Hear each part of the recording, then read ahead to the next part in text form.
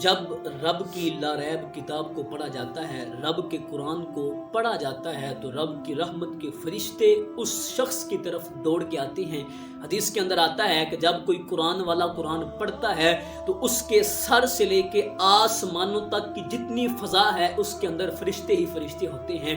اسی کے متعلق ایک حدیث ہے، ایک صحابی گھر میں رات کے نوافل ادا کر رہے تھے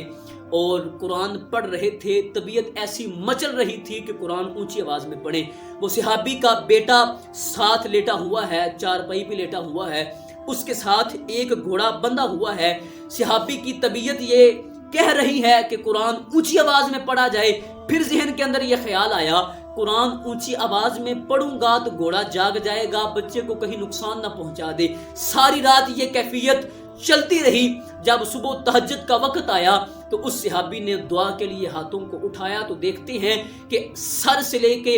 آسمانوں تک جتنی بھی فضا ہے اس کے اندر کچھ ستارے ہیں جو واپس جا رہے ہیں۔ صبح جب ہوئی تو وہ حضور علیہ الصلوۃ والتسلیم کے دربار میں حاضر ہوئے، عرض کی یا رسول اللہ، رات میں نوافل میں قرآن پڑھ رہا تھا، طبیعت ایسی مچل رہی تھی کہ قرآن اونچی آواز میں پڑھوں، اونچی بلند آواز میں قرآن کو پڑھوں، لیکن ساتھ یہ خیال بھی آیا قرآن اونچی آواز میں پڑھتا ہوں تو کہیں گھوڑا نہ جاگ جائے، گھوڑا جاگ گیا تو بچے کو کہیں نقصان نہ پہنچا دے۔ صبح جب تہجد کا وقت ہوا حضور میں نے دیکھا کہ میرے سر سے کچھ ستارے واپس آسمانوں کی طرف جا رہے ہیں، ماجرا کیا ہے؟ میرے محبوب فرماتے ہیں اے صحابی، تیرا قرآن پڑھنا اتنا فرشتوں کو پسند آیا تھا کہ وہ رب سے اجازت لے کے تیرا قرآن سننے کے لیے آئے ہوئے تھے۔ یہاں بات ختم نہیں ہوئی، حضور فرماتے ہیں اے صحابی،